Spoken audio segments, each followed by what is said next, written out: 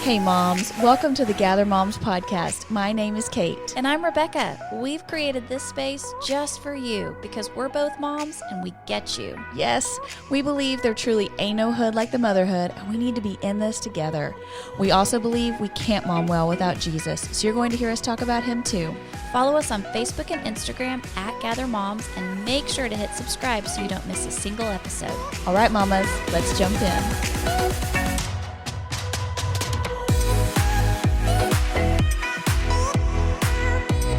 Hey moms, we want to invite you to join us over on our Patreon as we are going to do something really special for you leading into Mother's Day.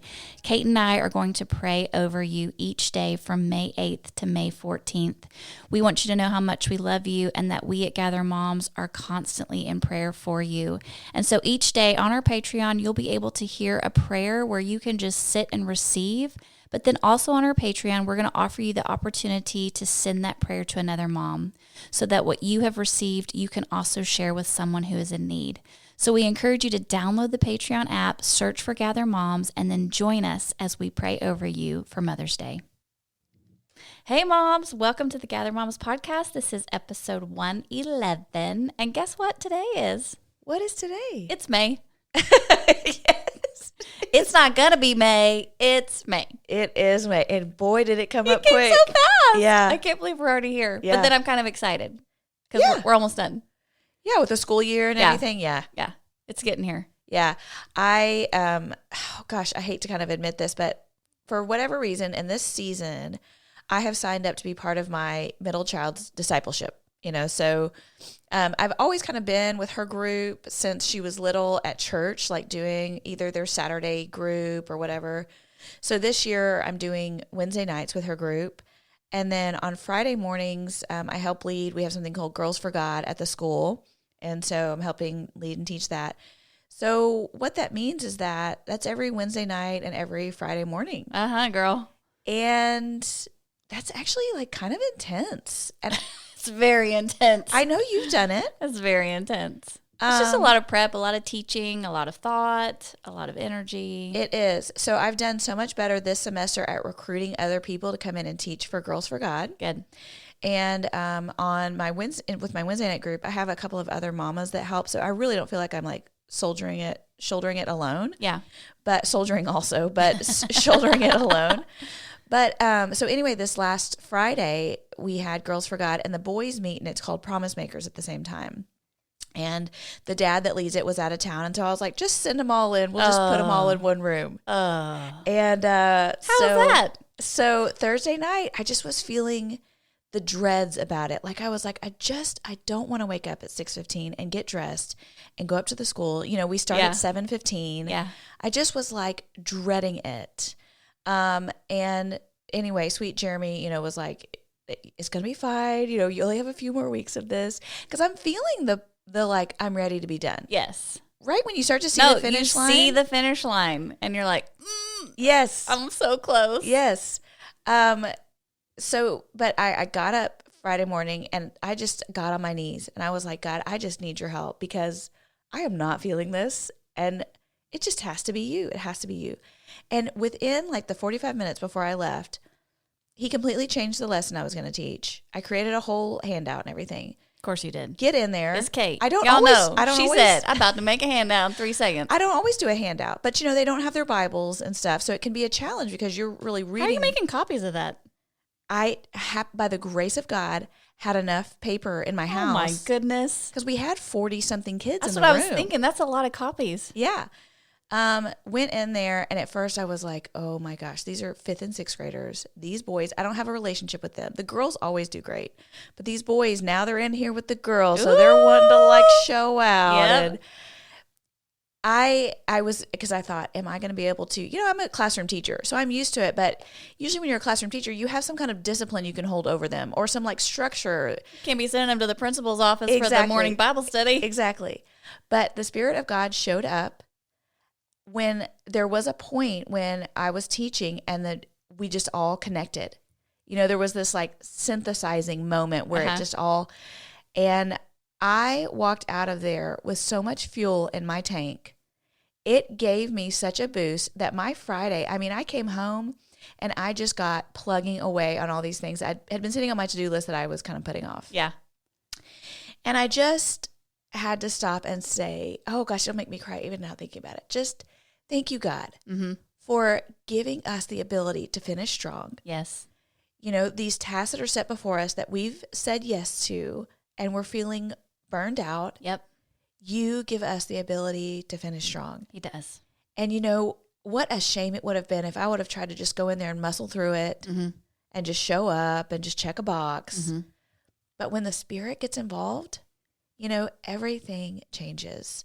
And so anyway, not to say, I mean, I'm still thankful that there will be, you know, I'll have one less thing to do on Wednesday nights. The end is still coming. And one less thing to do on Friday mornings. But I do want to finish strong with these kids. Yes. And by God's grace, I know that I can. Do you have the recruit for next year?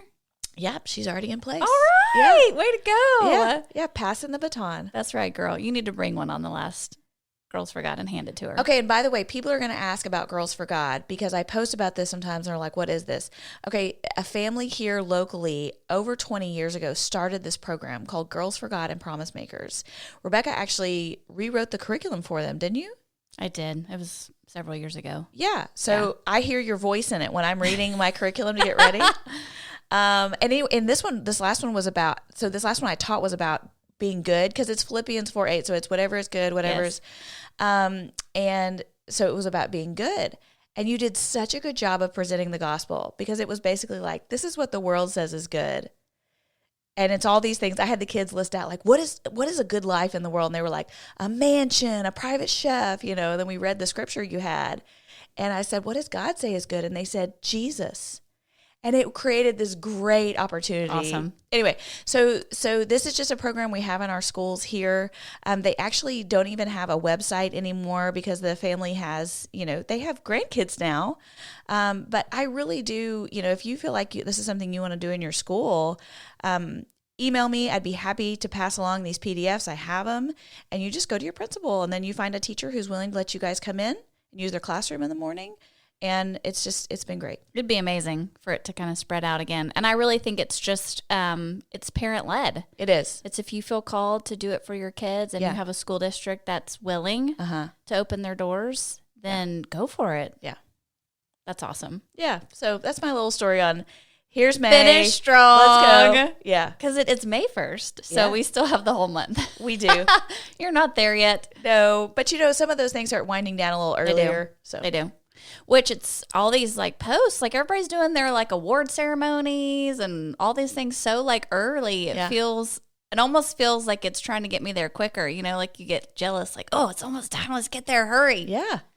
So we are in the month of May, but we're also 2 weeks out from Mother's Day. That's right. And so I thought for the next couple weeks, we would just kind of do a little series called The Modern Mama. Yes. And just talk about what it is about motherhood today.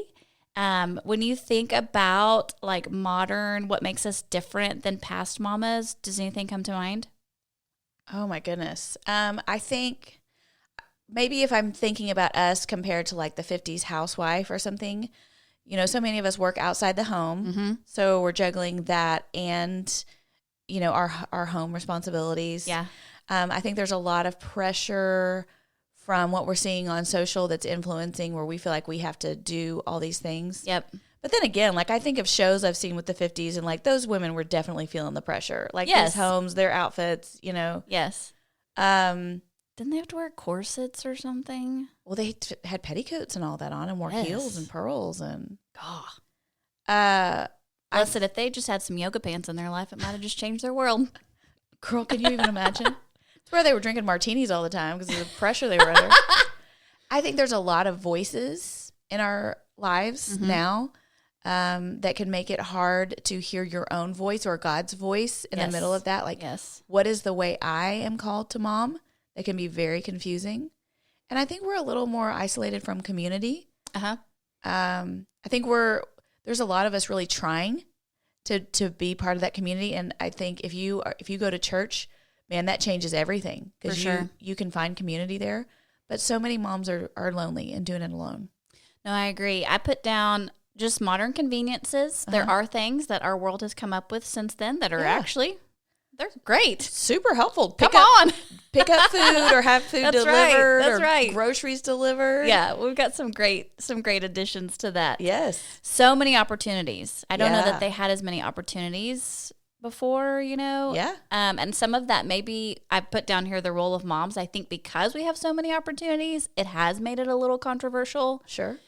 The role of moms maybe has changed because we do work outside the home. Yeah. We share responsibilities with our spouse. Lots of single moms are having to juggle it all on their own. Uh-huh. So I do think there's a whole thing there with how we're trying to keep grounded in our home while also feeling like we have to contribute by maybe working outside the home for income and stuff like that. And then knowledge and understanding. We can look stuff up. Anything you want to know, you can go find it. Yeah. And they couldn't do that back then. I think that's why they had community, because if you had a question, you couldn't Google it. You had to go find somebody and ask. For sure. So you're like, go out, sit on your front porch, walk the sidewalk, and find another mom. And Right. Which, like, it makes you be dependent on other people. yes. Yeah. Yes, for sure. So we're going to play a little game. Okay. What modern convenience could you not live without? Dry shampoo. So no, I'm going to say it, and then you're going to tell me. Oh, I'm so sorry. So you're going to You say, paused. I thought I was supposed to answer. you're going to say, take it or leave it. Oh, okay. And I've got 13, Mercy. and you have to leave 5. I have to leave. Okay. I can only take, what's the numbers again? I got 13. Okay. You got to leave 5. That means you got to take 8. Okay. So if you don't leave enough in the beginning, by the time I get to the end, you may have to leave everything at the end. You don't know what that is. All right. Price is right. Here Play we go. smart. Here Yeah. you go. Okay, Kate, what modern convenience could you not live without? Number 1, the snooze alarm. Leave it. Okay. You're like, I just tell my body when to wake up. Yeah, I'll figure it out. Garage door opener. Gosh, that's very convenient. But I feel like I need to hedge my bets because I've got kids who could go open the garage door. Yes. But when it is broken, it's a real pain. I'm going to say take it. And when it's raining. Yeah. Yes. Okay, take it. Okay, automatic light in your refrigerator. Did you know that's a modern convenience? Yes. It's very handy. It is. But I could leave it if I had to. Okay. The TV remote. Yeah. Let's remember the days when we had to stand up and go walk to the box. turn the knob. Yes. No, I can't even take it. I can't even imagine Okay. life without that. Sunglasses. Oh, They're a modern convenience. how modern? I mean, they've been around for a while, but Like the last 100 years? maybe. You think they came out in the 20s? That's a good question. I didn't look that one up. Okay. I don't know. I mean, if I had to, I could leave them. It'd be a real pain, but I could leave them. Like those of us with contacts, we got to be taking them. Really? Yeah. You can't even open your eyes outside because, especially here in Texas, it's so sunny. Okay, I didn't know that. Okay, the air fryer. Oh, man. It really has changed things. Let's take it. Okay, so you've left the snooze alarm, the automatic light in your refrigerator, and the sunglasses. You've left 3 so far. I'm You're doing great. Okay, washing machine. Oh, take it. Did you put all the big ones at the end? No. Okay. Of course not. Okay. Windshield wipers. Oh, take it. Can you even imagine? What a nightmare. Bottled water. Take it. I mean, or just filtered water? No, just the convenience of reaching for a bottle. Okay, I could leave it. Okay. Seat warmers.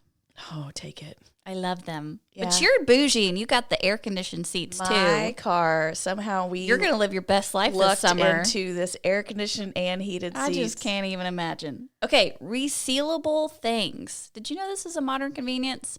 The idea that you can reseal Ziploc baggies or packages of nuts or crackers. Yeah, take it. So when we went once on a mission trip to Cuba, and they didn't have any to-go containers. Uh-huh. That's not a concept for them. And I'm not even talking about plastic, like glass or any. They didn't have to-go containers. They only had their cookware and their plates or whatever. So, and the food at the school was so bad that these moms, they would send their kids off to school and then they would make hot lunch at home and they would walk to the school with this hot lunch and plates and everything and serve the kids food and then come back. So the next time Jeremy went on a trip, when my husband went back on a trip to Cuba, I was like, please take some of these glass, with the toppers and some can coffee you imagine mugs. that, how changing that was for them? I mean, I hope it wasn't. It wasn't like, we don't need this. But, I don't know. Because I just was watching them like, yo, this is a commitment. Yes, it is, for sure. But less waste, but still like. Yeah, and that's the thing. It's definitely, I think, the resealable, like baggies and stuff to me is wasteful because I just throw them away. I know. But do you ever rinse out baggies? Well, Judy does. I do. Mama Judy. I rinse out baggies. She rinses out baggies and straws and styrofoam cups and straws and styrofoam cups is next girl. level. Yeah, girl. Okay, next one. The wireless mouse or the trackpad that comes on your computer. Gotta have it. How would you even use your computer without it? Take it. I know, but you'd have a mouse with like a cord on it. Isn't that what they used to do? Oh. Well, I can can do that. Leave it. Okay. Sure. Last one, debit cards. Take it. Forget about it. Oh my gosh. Okay, so I think you only left like 4.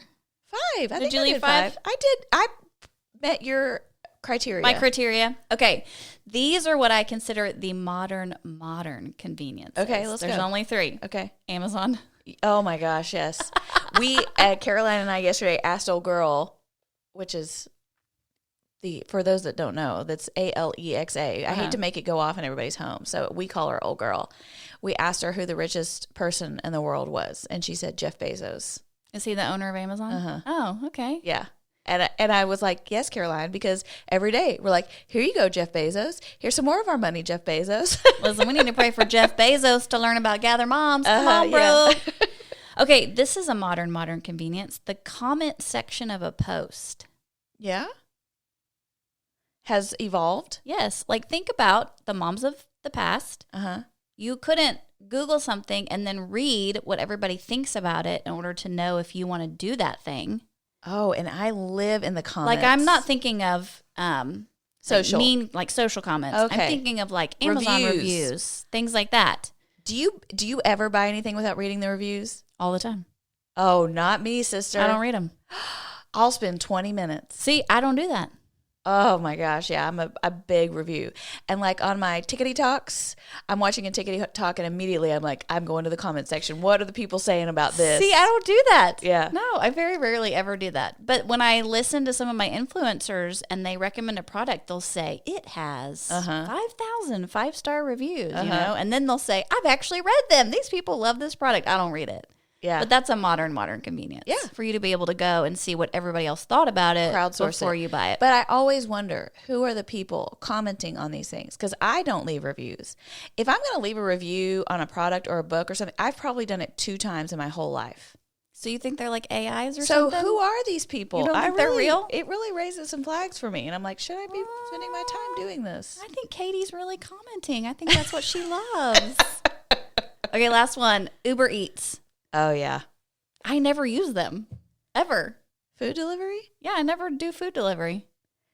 I do grocery delivery, but I don't ever, like I work at a place, a boutique, and they do food delivery all the time. They have people bring them their lunch or their morning coffee or whatever. They do it all the time. Okay, but the OG Uber Eats is pizza. I mean, you've had pizza delivered to your house. Yeah, but I'm not thinking about pizza. I'm thinking I know, about but but you're right. That is the old We've school had version. Pizza being delivered for forever. And then COVID happened and everybody was like, let's have everything delivered. But that's the thing. Like I don't do that. Like Chinese, burgers. That's hilarious. Starbucks. I have a few times. Like I remember one time Jeremy was out of town and I was sick. And so I ordered food delivered to my house. Chipotle. Ah! Yeah. See, I don't think it tastes as good when they deliver it. So I'm like, I'm not spending my money if it's not going to taste as good. Yeah, I don't do it all the time. I mean, it's pricey. Yes, that's the thing. It's expensive. That's what I want to say to all my sweet friends. I'm like, y'all, you spending like $6 to get that coffee. Go get in your car and go get it. But it's so, I actually think like a DoorDash or an Uber Eats card is a great gift for a new mama. Oh, that is. Because you can just, text them the gift card or whatever and then let them get dinner on their own. And, that is a great treat. idea. Yeah. Okay, y'all put that in your back pocket for Mother's Day coming up. You might need to give that to somebody.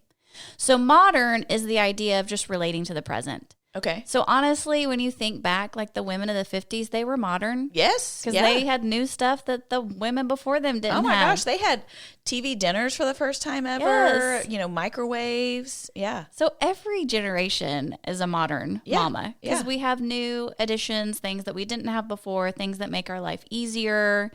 And what we kind of talked about, you said, Kate, I don't know that the expectations of moms is that vastly different today than it was back then. Right. We all feel the pressure to be good at what we're doing, to be great moms, to raise great kids, to have clean homes. Just no matter what era you're in, I think modern life expects a lot of you. Yes. And there's just differences, you know, but you think about like the colonial mamas who, my goodness, could we even make it a day? You know, they were up before light. Making fires. They're churning butter. You know, they're out there picking cotton, pop out a baby, keep going.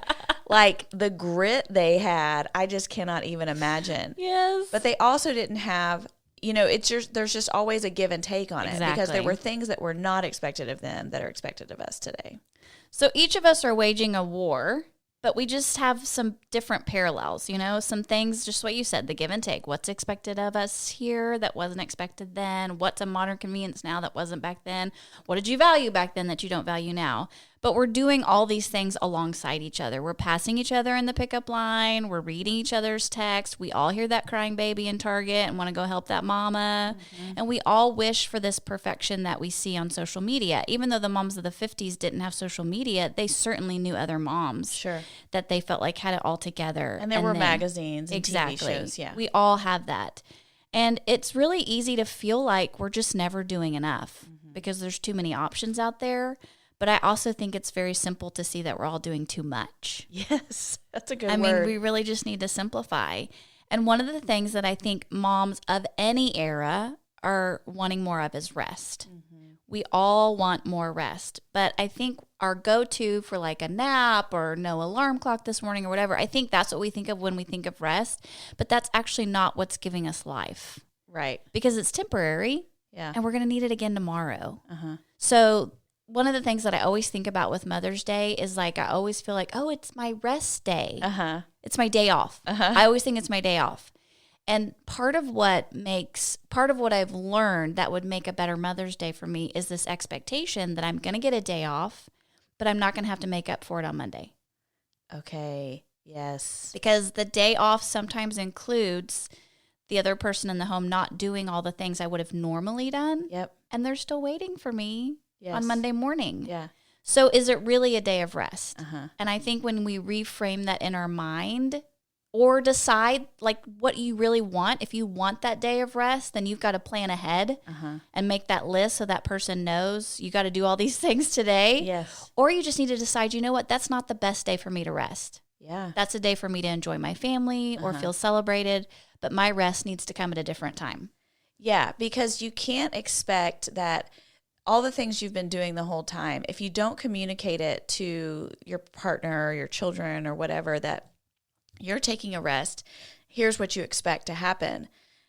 It's pretty unfair of us to do that because they can't read our minds. They have not been doing all the things we've been doing. And so we're setting them up for failure and ourselves for disappointment. Exactly. And that's where I think some of us have lived for a lot of years because we keep thinking the next year's going to be different and it's not. Mm-hmm. And so that's one of my goals this year is just to decide what's going to really make me feel loved and celebrated. Mm. It's not really rest. Like a nap on Mother's Day is not going to do it for me. Yeah. So I'm not going to take a nap on Mother's Day. I'm going to find another day to take a nap. Yeah. And I'm going to figure out something that's really going to make me feel loved and celebrated. So just a good word for you moms. I think Mother's Day rest is a myth. Yeah. But what do we actually think about rest? And so these are 3 things that I have battled with in my life, and I think somebody out there probably has battled with them too. I think the modern mama might think that rest is negotiable. Okay. So sometimes I'll negotiate with myself and say, okay, I'm going to work really hard today. I'm going to get all my errands done so that tomorrow from 2 to 3 I can take a nap. Okay. Or from 9 to 10 I can watch Good Morning America. Like I try to negotiate my rest. Okay. The problem is that I don't know what tomorrow holds. Right. So I might work extra hard today and then tomorrow might blow up. Yeah. A kid gets sick. Yeah. the school nurse calls, an appointment pops up. And so I think the modern mamas sometimes think that her rest is negotiable. Okay, well, I'll just figure out how to make this work in my favor, and I'll just do more today or less tomorrow. I think it's a myth. Yeah. I don't think it's real. No, and I think we can set in rhythms of, days that are fuller and days that are a little bit slower. So for me, for example, I work 5 days a week, but Monday, Tuesday, and Thursday, I'm in the office. By the way, it took me a minute to find this rhythm. With this new job that I'm in, it was kind of like, how am I going to do this? I really don't know. And thankfully, I have the option of, so Wednesday and Friday, I'm at home. What that means is, because Wednesday is a long day. And so Wednesday, that means I'm not having to wake up and rush. I get to move a little slower. Right. I get to be in my house where it's quiet. I'm not interacting with a lot of people. And so ideally, that's the day when I slow down a little bit. It's never guaranteed, like you said. But I think we can think a little bit proactively. Mm-hmm. It's just we can't set our hopes on it. Right. Because we're going to be disappointed. Exactly. Of this, elusive rest, quote unquote, that we're looking for. I agree. The second thing I think the modern mama thinks about rest is that it's either earned or owed. Yes. That's a good word. So, and I've been here, moms. I've totally been here where I feel like I have earned rest on a certain day. Yeah. Because I did everybody's laundry or I cooked all 5 dinners this week. Or I feel like I'm owed it because I'm the mom. Like I take that to heart sometimes where I'm like, I'm in charge, y'all. So y'all owe me 2 hours of quiet so I can watch my show or do whatever I want. Yeah. I think we think that it's earned or owed. Yeah. And that leads to disappointment. Oh, and frustration. And frustration and selfishness. Yeah. And that's one of the hallmarks of motherhood, I think, is that we have to be so unselfish. Because we've taken on a responsibility to care for other people.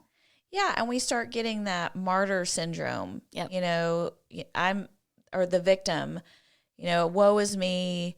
And so then we start putting everything into that narrative in our minds of, I'm giving everything for you all. And then, we're telling ourselves a story that they are not part of. They don't know that this whole narration is going on in your mind. Right. That's right. And so they have no option but to disappoint you. Well, and that's the third myth. The modern mama thinks rest is unattainable. It's the martyr syndrome. Yeah. It's the idea that, okay, well, I became a mom, so I guess I'm never going to rest again. Yeah. And you just put this like pity party on you. Yeah. That you're just living this amazingly unselfish life for all these people, And I don't think that's true either. Just like you said with rhythms, I think we do have some control in our life to make things that are going to honestly make us healthier moms for our families to be around. Yeah, you remember when we had Sharon Hottie Miller on and she was talking about the cost of control. And, she said, we don't have control, but we do have agency. And agency is our ability to influence things in our lives by God's grace. And so we do have agency. It's not that we're just at the will of everybody else around us and just this, swishing wind of God. No, there is agency, and we have a God of order and a God of rhythm and a God of seasons.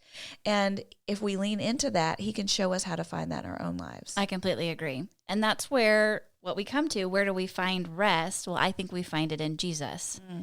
And I think sometimes we get confused that rest is like physical rest, but I think rest is actually more a way our soul resides. Yeah, it's spiritual. Spiritual. Yeah. So true rest is found in the person and relationship with Jesus Christ. And when he calls us to rest, I think this is true, that we sometimes have a false narrative in our mind. It's not because he's handing us a bag of hurry for the next day.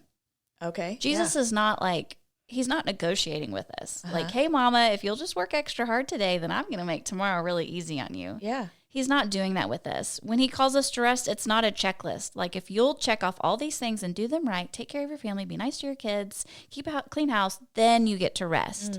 That's like the opposite of the gospel. Yeah. Yeah. It's the law. Yeah. That's not what we're here for. When he calls us to rest, it's not a myth. He's not dangling a carrot in front of us that isn't real. He created you. He knows your strengths and weaknesses. And he actually came to earth to live among us because he gets us. Yeah. I mean, he knew the demands of a day. He felt weariness. His physical body got tired. He knew the battle in his mind of like helping all those people all day long and giving of himself. And so when we justify and bargain with him, that's not the way he's doing it with us. He's not treating us that way. Matthew 11:28-30 says, "Then Jesus said, 'Come to me, all of you who are weary and carry heavy burdens, and I will give you rest. Take my yoke upon you. Let me teach you, because I am humble and gentle at heart, and you will find rest for your souls. For my yoke is easy to bear, and the burden I give you is light.'" And the two things I want to pull out from there is the first one, and I have never seen this before. It struck me when I was studying this. Let me teach you. Yeah. And when you think about teaching is not immediate. You don't hear it once and then get it and put it into action. Teaching is actually a process. Yeah, good. And so I for myself, I sometimes feel like I should have gotten this by now. Like, why haven't I figured this out? Yeah. Why am I still struggling with this? My kids are older now. It's not like they're littles. Why am I still? I think we put this pressure on ourselves that we should have it all figured out by now. Sure. But Jesus says, let me teach you. And he wants to walk alongside us and give us new insight and new understanding and new rhythms and new, if we'll just let him. Yeah. So learning to rest is a process. Yeah. It's not something that you just get. So if you, mama, are out there feeling like, why haven't I figured this out? You're in good company. The rest of us are trying to figure it out too. And the seasons of motherhood change. So when you might have figured it out for littles, then they start elementary school. And then when you might have figured it out, they go to middle school. I mean, it's like a constant changing season. Yes. So we have to be willing to let God teach us new things in every season. So good. And then he says, you will find rest for your souls. And that's where I think we're confused. I just automatically think rest is physical. Yes. I'm so glad you landed there, because I'm sitting here processing what you're saying. And I think so many potentially on the other side of this conversation are thinking, yeah, but girls, I cannot get sleep right now. I have a newborn. I have a toddler. I just got the newborn to start sleeping, and now the toddler has ear infections. And, you know, I'm working full time, and like, I get that, you know, I've been in that place. And so I think what we're really talking about here, sleep is significant. Sleep is very significant. It's something we have to fight for. It's something that we have to try and find time for, especially when our kids are little. It's very, very hard. But I think here, this is even an elevated view of that. I think rest kind of falls under, sleep falls under rest. Agreed. But you're talking about a wider umbrella. You're talking about something deeper that happens within our souls. Yes. And Jesus is saying here, he wants to give us the kind of rest that impacts our souls. Yes. And so whether you're getting enough sleep at night or not, you can have a soul at rest. That's the promise he offers. And he offers it in the midst of physical weariness. Yes. So when we haven't gotten enough sleep, we can still have soul rest. Yes. So it's so funny, on the weekends, my Saturday is not like a restful day. I feel like my Saturday is get stuff done. Yeah. Because it's all the stuff I haven't been able to do through the week. And so this happens every Saturday. So I typically have things that I have to get done. One of them is I study for my Sunday school lesson for my class. I go through emails that I haven't been able to respond to. Okay. I do laundry. So I actually work. My husband gets so frustrated. He's like, we bought you this desk and you never sit at it. You sit at the kitchen table to do all your work, because it's right by the washing machine. Okay. So while I'm working, I'm changing out loads of laundry. So Sure. I do laundry like all day on Saturday. And then you're also battling all the kids, you know, I need this, I can't find this, whatever. And then it comes time to get ready for church, because I go to church on Saturday nights where I'm from. And so as I'm getting ready for church, I inevitably am agitated, Okay. because I am weary from the day. Wow. Because yeah. it's a day of to-dos. Yeah. And I'm trying to get ready. I'm trying to get these kids ready. I'm thinking through all the things I have to do at church that night. I'm so agitated. I get in the car. I'm usually like frustrated and probably have yelled a little bit. And then as soon as I sit down in church, it's like everything else disappears and you're just in the presence of God. And it just struck me this week that I'm probably going into Saturday thinking, this is supposed to be a day of rest. Okay. I'm supposed to feel better on Saturday. Okay. Because I don't have school or work or whatever. But that does not bring me rest. Yeah. It's the presence of the Lord. It's soul rest. Uh-huh. And so it's been so helpful for me to recognize when I'm agitated, when I'm getting ready for church. Okay, Rebecca, this is not, nobody's done this to you today. You have put your expectations in the wrong place. So just get it done and get to church and get in the presence of the Lord and find your rest there, because it's not going to come from the laundry being done, the emails returned, all that kind of stuff. It's from God himself.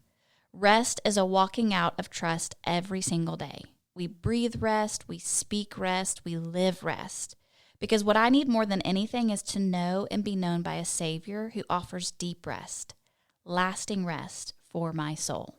That's so good. I think when you said rest is a walking out of trust is spot on, because when I don't feel at rest, it's because I'm trusting in myself and what I can bring to the table instead of him and what he brings to the table. Yes. Right? There's a rest in the relinquishment of my control, of my needing to feel like I did this. The house is clean because I did it. Everybody's folders are signed because I did it. It's very different when we say, okay, God, I trust you to mom through me, to provide everything I need. And I'm just going to put my head right here under this yoke right next to you and just ask you to guide me along. Exactly. I hope, moms, that it gave you an opportunity today to think about rest and then maybe reframe it in your mind, because I do think the more that we know and understand it, the better we are, just like with what Kate said with rhythms, to begin to think about what rhythms could I put in place to help me. And as you're coming up at Mother's Day, to just consider maybe that's not a day of rest for you. So just don't go into it with that expectation. Yeah. And yes, it may be great for you to have some time off and for your husband to watch the kids, but also don't get frustrated on Monday when there are things that were left undone. Because they may not have known to do them, or you may just want to do them yourself on Monday because you like doing it. So just have a better expectation for that, because I do think as modern moms, we really can reframe rest in our minds and find that God offers it to us even in the midst of physical weariness. We love you, moms. We hope you have a great week. And hey, next week we're going to talk about the modern mama too, the modern mama who prays. So join us next week. Love you, moms. Bye. Today's episode is sponsored by Raising Cane's. Y'all, Raising Cane's helped provide the meal for our podcast live event, and the moms just love having chicken fingers all to themselves that they didn't have to share with their kids. And our family loves Raising Cane's. It's our go-to stop after church. We drive through, and man, anything is good in cane sauce. Listen, we're trying to figure out that recipe, so if you know what it is, go ahead and reach out to us, because I would love to recreate it at my home for my family. But you can order your craveable chicken finger meal online or stop in at one of the 65 plus DFW locations. One love, people. Go get some chicken.